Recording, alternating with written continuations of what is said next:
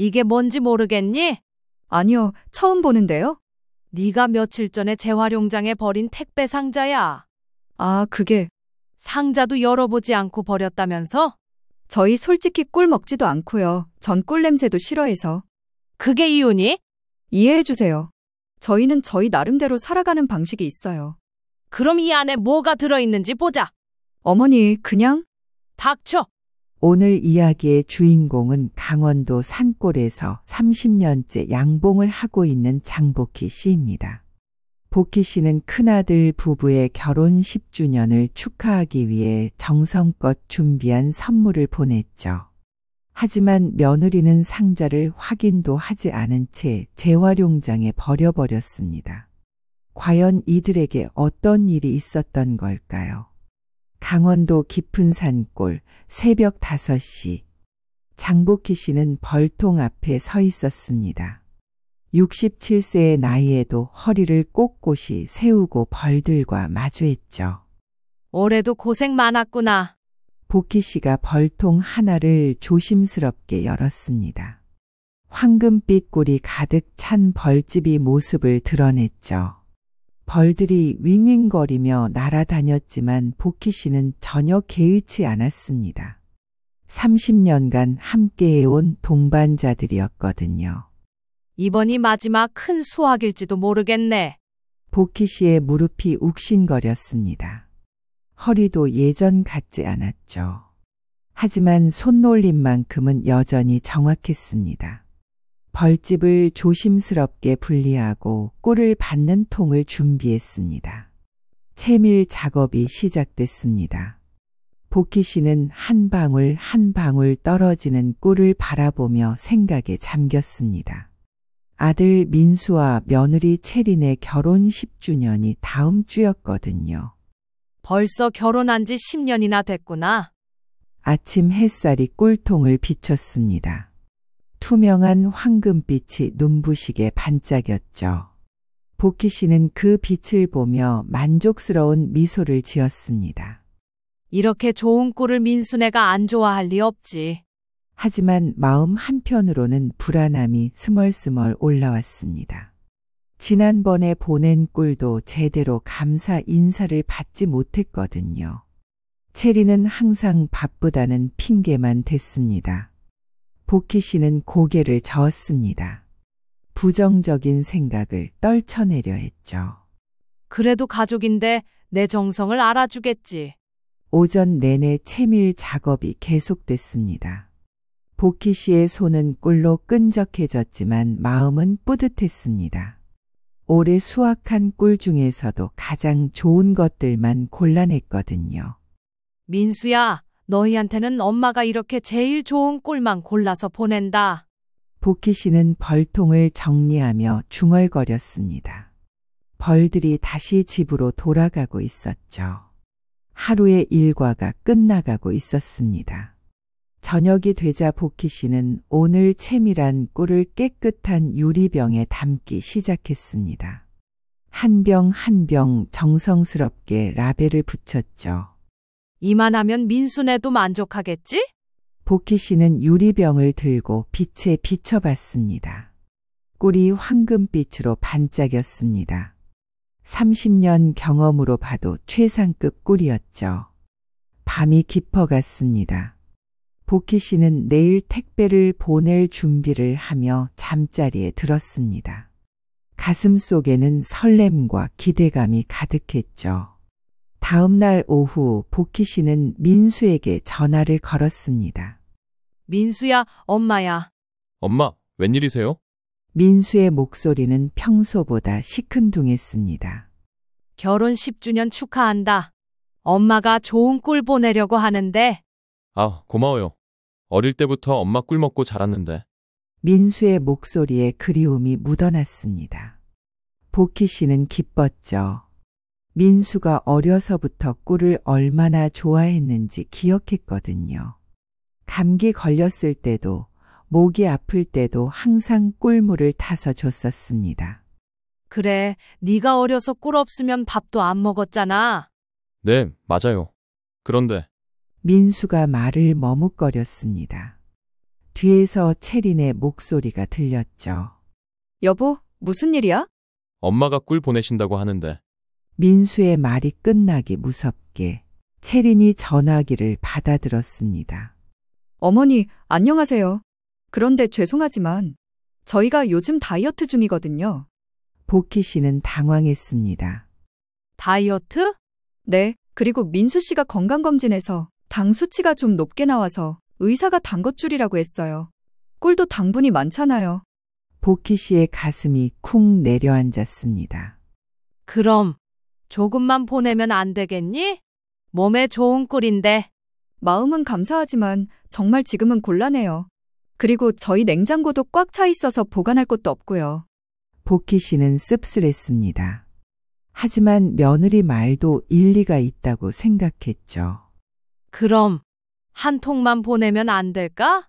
아주 작은 거로? 채린이 잠시 생각하더니 한숨을 쉬었습니다. 그럼 정말 작은 걸로 한 통만 보내세요. 더 많이는 곤란해요. 그래, 고맙다, 체리나. 그럼 작은 걸로 한 통만 보낼게. 네, 그럼 저희가 지금 좀 바빠서 안녕히 계세요. 뚝. 전화가 끊어졌습니다. 복희 씨는 전화기를 내려놓으며 생각했습니다. 한 통만 보내라고 하긴 했지만 결혼 10주년인데 너무 적은 것 같았거든요. 한 통만으로는 뭔가 아쉽네.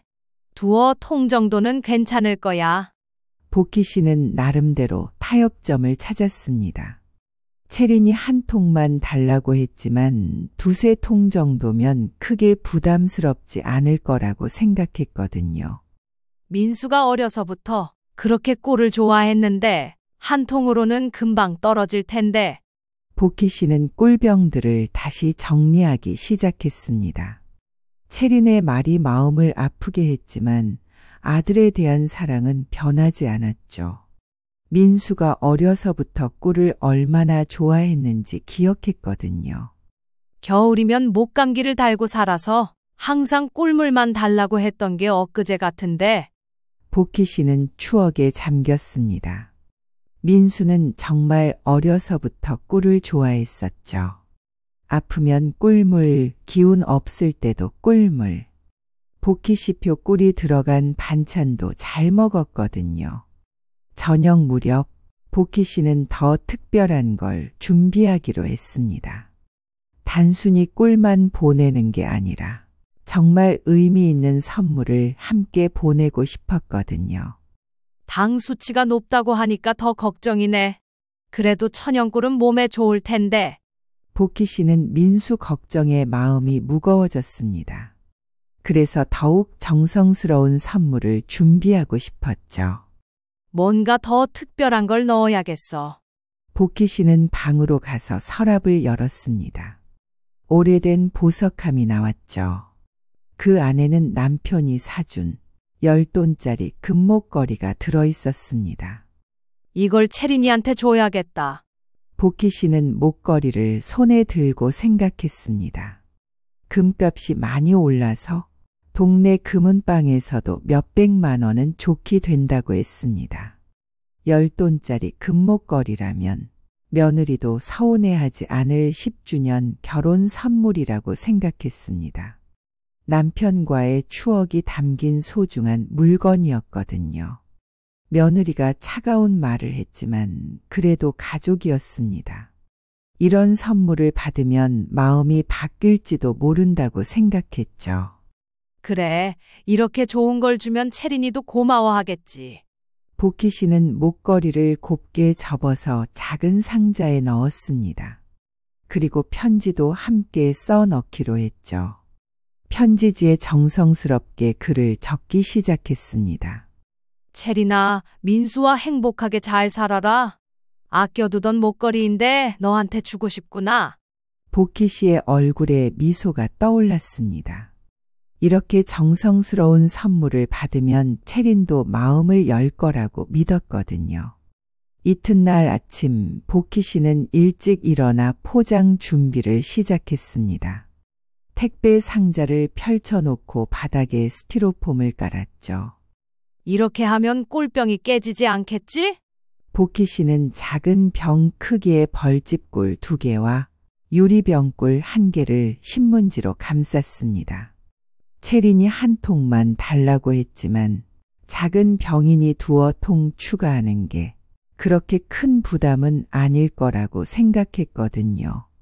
이 정도면 너무 많지도 않고 적지도 않고. 정성스럽게 테이프를 붙이며 포장했죠. 20년 넘게 택배를 보내온 경험이 있어서 포장 솜씨는 전문가 수준이었습니다. 총 3개의 꿀을 상자에 넣었습니다. 이 정도면 충분하겠지? 복희 씨는 상자를 흔들어 봤습니다. 꿀병들이 부딪히는 소리가 전혀 나지 않았죠. 완벽한 포장이었습니다. 아이고, 이걸 빼먹을 뻔했네. 복희 씨는 상자 바닥 스티로폼을 조심스럽게 들어 올렸습니다. 그 밑에 작은 공간이 생겼죠. 목걸이 상자와 편지를 그 안에 넣었습니다. 이렇게 하면 채린이가 깜짝 놀라겠지? 복희 씨는 스티로폼을 다시 덮고 그 위에 꿀들을 올렸습니다. 마치 보물을 숨기는 것 같았죠. 상자를 닫고 택배에 송장을 붙였습니다. 받는 사람 주소를 또박또박 적었습니다. 복희 씨는 송장을 붙이며 뿌듯한 마음이 들었습니다. 이렇게 정성스러운 선물을 받으면 아들과 며느리가 얼마나 기뻐할지 상상해 봤거든요. 택배 아저씨가 언제 오신다고 했지? 복희 씨는 시계를 봤습니다. 오후 2시에 수거하러 온다고 했죠. 아직 시간이 좀 있었습니다. 상자를 현관에 놓고 주변을 정리했습니다. 벌통도 확인하고 내일 할 일들도 생각해 봤죠. 내일은 또 다른 벌통 정리해야겠다. 시간이 흘러 오후 2시가 됐습니다. 정시에 택배 기사가 도착했죠. 복희 할머니, 오늘도 택배 보내시네요. 네, 아들한테 보내는 거예요. 상자가 꽤 무겁네요. 뭐가 들어있나요? 꿀이랑 특별한 선물이 들어있어요. 복희 씨는 의미심장한 미소를 지었습니다. 택배 기사는 상자를 트럭에 실었죠. 내일 모레면 도착할 거예요. 고맙습니다. 택배차가 떠나는 걸 바라보며 복희 씨는 가슴이 두근거렸습니다. 민수와 채린이 상자를 열어보는 모습을 상상해 봤거든요. 분명 기뻐할 거야. 특히 목걸이 보면 깜짝 놀라겠지? 복희 씨는 집 안으로 들어가 저녁 준비를 시작했습니다. 마음이 한결 가벼워졌죠. 그날 밤 복희 씨는 일찍 잠자리에 들었습니다. 꿈속에서도 아들과 며느리가 선물을 받고 기뻐하는 모습을 봤죠. 꿈속의 채리는 목걸이를 목에 걸고 환하게 웃고 있었습니다. 복희 씨도 덩달아 행복한 미소를 지었죠. 하지만 현실은 꿈과 달랐습니다. 복희 씨가 정성껏 준비한 선물이 며느리의 손에서 어떤 운명을 맞게 될지 그때는 전혀 몰랐거든요. 택배를 보낸 지 일주일이 지났습니다. 복희 씨는 아들에게서 연락이 오길 기다리고 있었죠. 하지만 전화도 문자도 오지 않았습니다. 아직 안 받았나? 복희 씨는 달력을 봤습니다.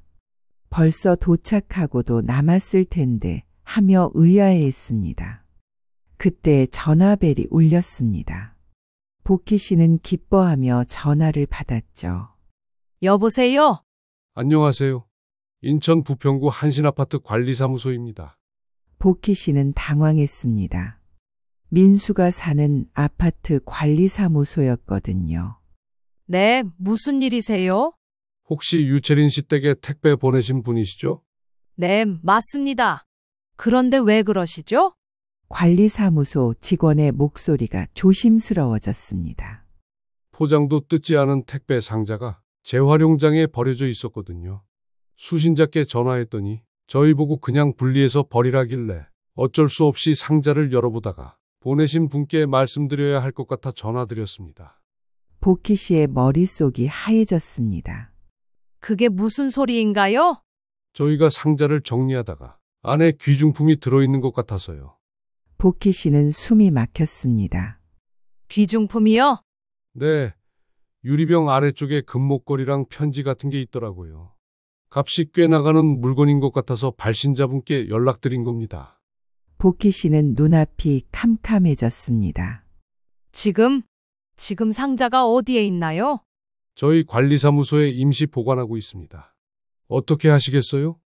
복희 씨는 한참 말이 나오지 않았습니다. 채린이 상자를 열어보지도 않고 버렸다는 사실이 믿어지지 않았거든요. 제가 직접 가서 가져가겠습니다. 인천까지 오시겠다고요? 보내신 주소가 강원도시던데. 괜찮습니다. 내일 올라가겠습니다.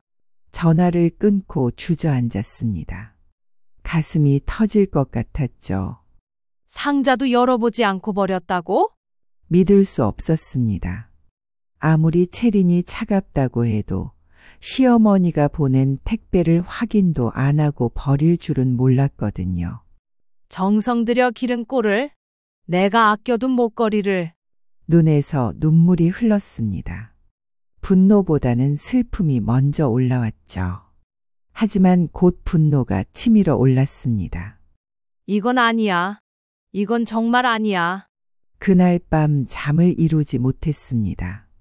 관리사무소 직원의 말이 계속 머릿속을 맴돌았거든요. 수신자가 버리라고 했다. 천장을 바라보며 생각했습니다. 30년 동안 꿀을 기르며 자식들에게 정성을 보냈는데 이런 식으로 돌아올 줄은 몰랐거든요. 내일 인천 가서 진실을 확인해야겠어. 복희 씨는 마음을 다잡았습니다. 슬프고 분하지만 자신의 정성이 어떤 취급을 받았는지 정확히 알고 싶었거든요. 다음 날 아침 일찍 인천행 버스에 올랐습니다. 3시간 정도의 여정이었죠. 버스 안에서도 계속 생각했습니다. 정말 채린이가 그랬을까? 복희 씨는 마지막까지 믿고 싶지 않았습니다.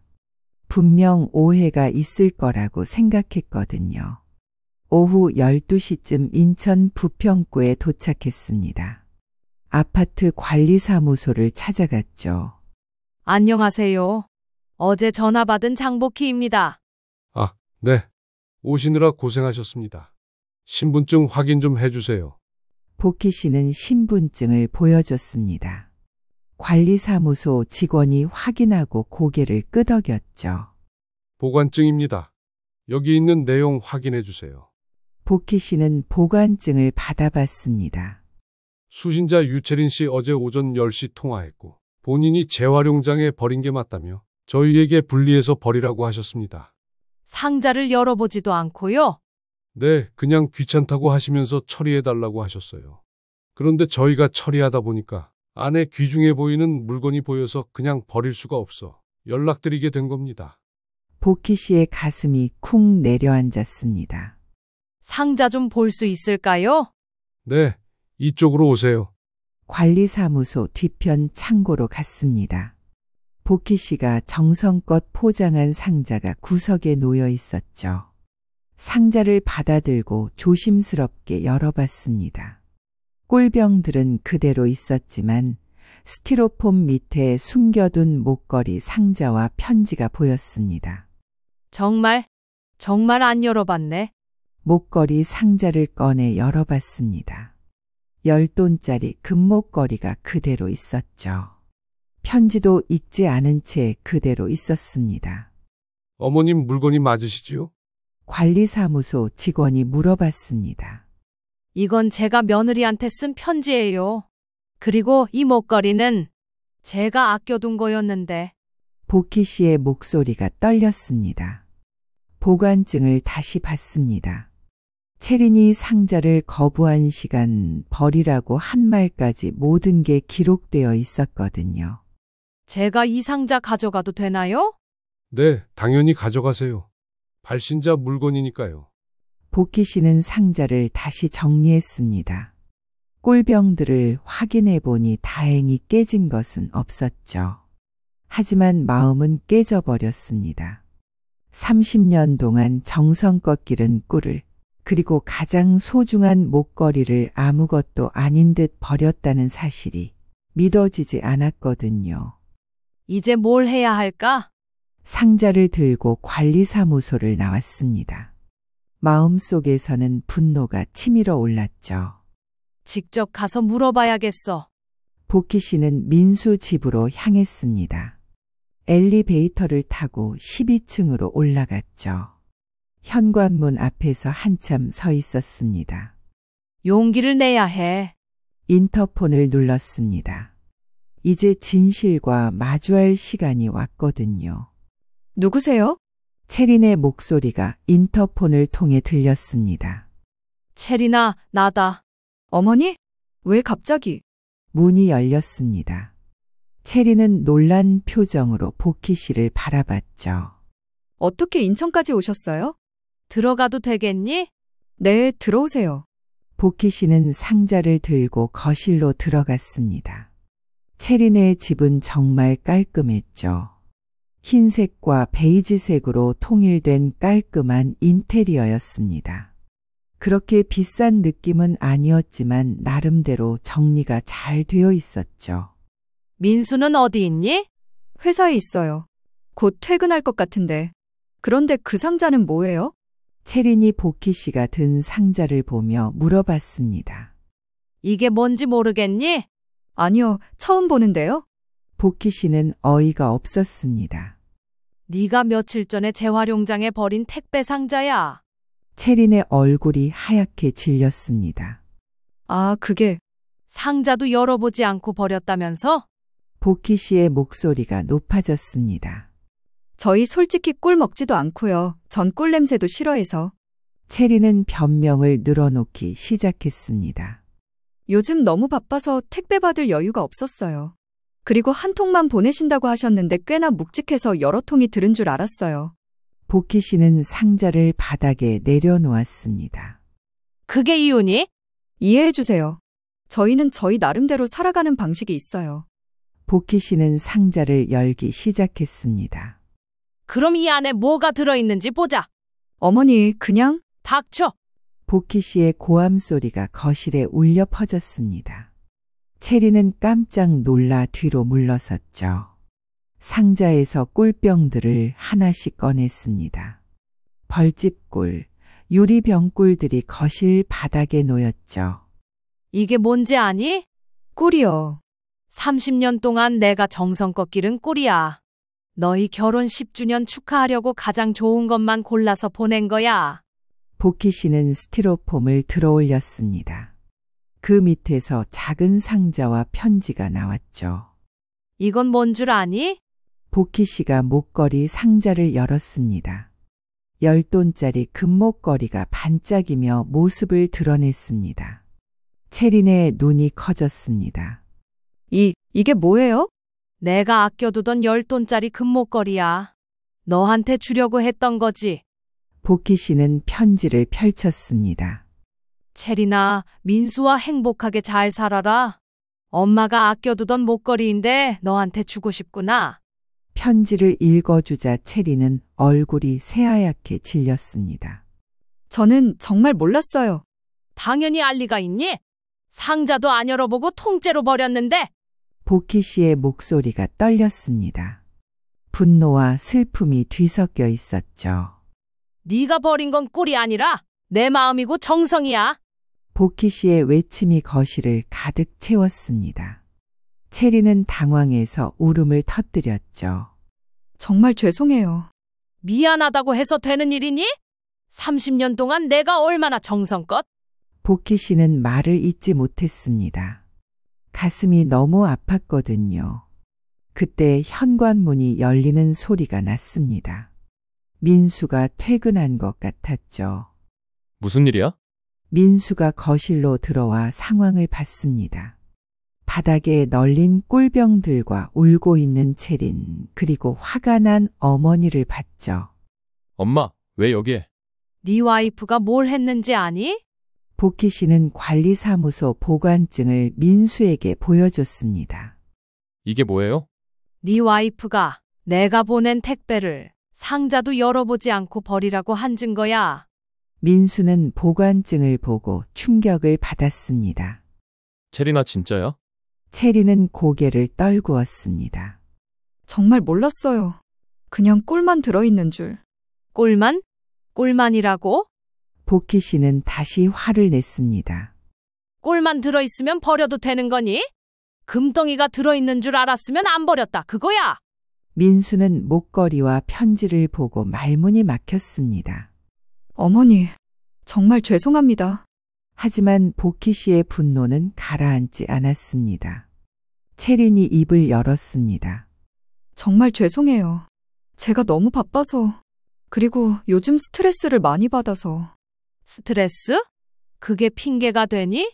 복희 씨는 체린을 내려다봤습니다. 뭐 얼마나 바쁘면 택배를 확인도 안 하고 버리니? 정말 몰랐어요. 만약 알았다면 절대 그런 짓 안 했을 거예요.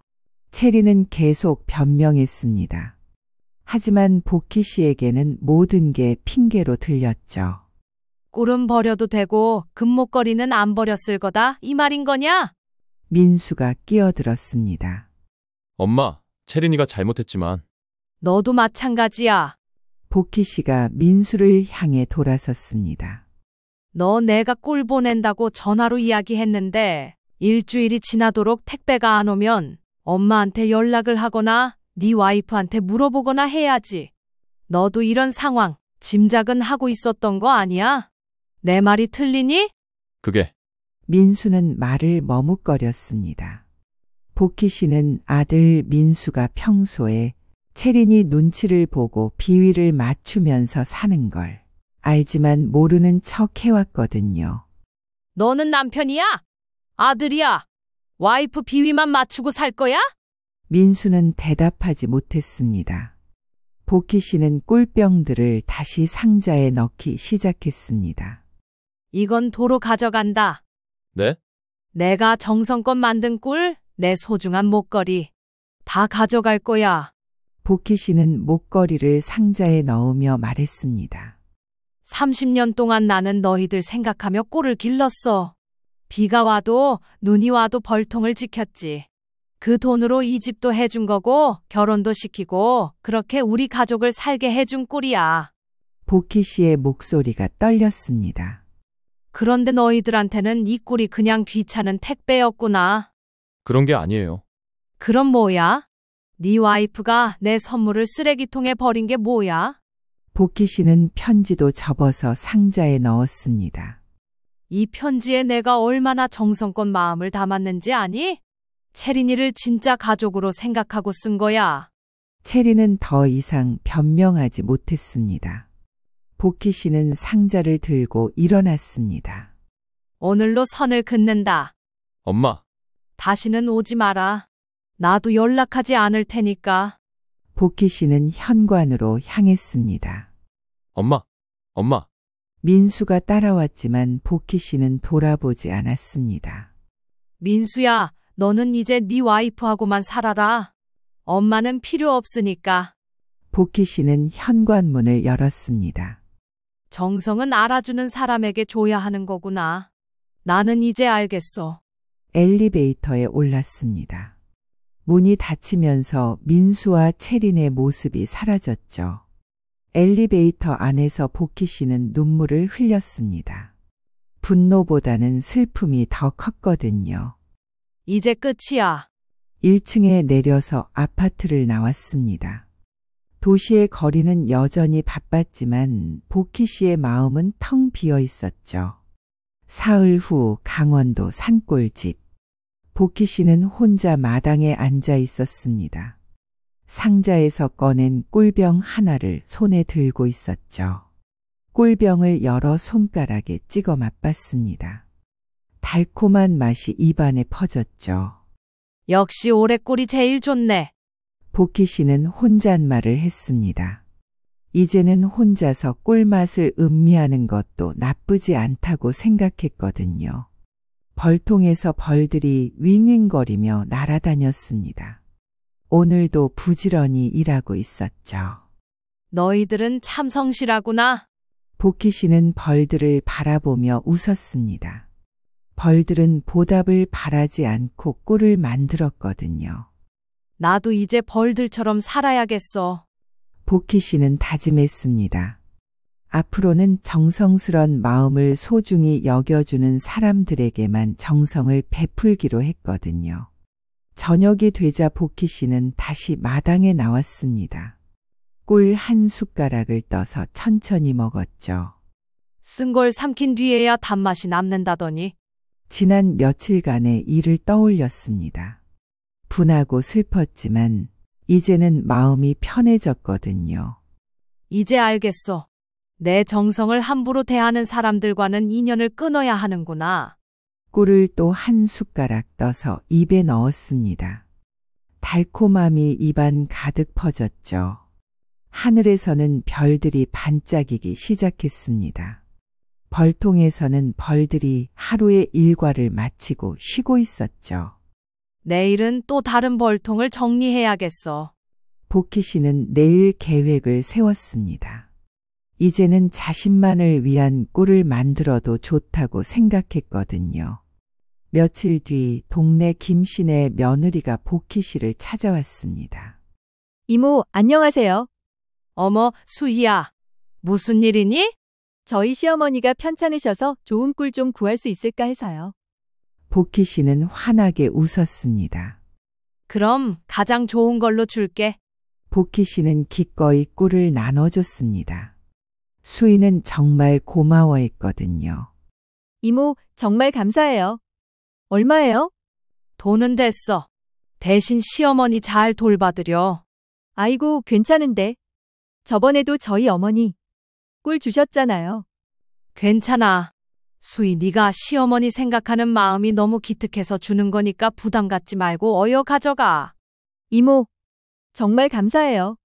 정말 잘 먹을게요. 저희 어머니가 이 꿀 먹으면 항상 기운을 차리세요. 수희가 돌아간 후 복희 씨는 뿌듯한 마음이 들었습니다. 이렇게 고마워하는 사람에게 주는 게 진짜 기쁨이었거든요. 정성은 알아주는 사람에게 줘야 하는 거였구나. 복희 씨는 꿀병을 정리하며 중얼거렸습니다. 30년 동안 남을 위해 살았는데 이제는 나를 위해 살아야지. 별을 바라보며 웃었습니다. 마음이 정말 편해졌거든요. 내일도 좋은 꿀을 만들어야겠어. 나와 진짜 고마워하는 사람들을 위해서. 꿀병을 덮고 집으로 들어갔습니다. 오늘도 하루가 평온하게 끝나갔죠. 마지막 꿀 한 방울까지 소중히 여기는 사람들과만 함께 하기로 한 복희 씨. 그의 새로운 삶이 시작된 것이었습니다. 햇살이 꿀병을 비추며 황금빛으로 반짝였습니다. 복희 씨의 얼굴에도 평온한 미소가 떠올랐죠. 쓴 경험을 삼킨 뒤에야 찾아온 진짜 단맛. 복희 씨는 이제 그 의미를 정확히 알게 되었습니다.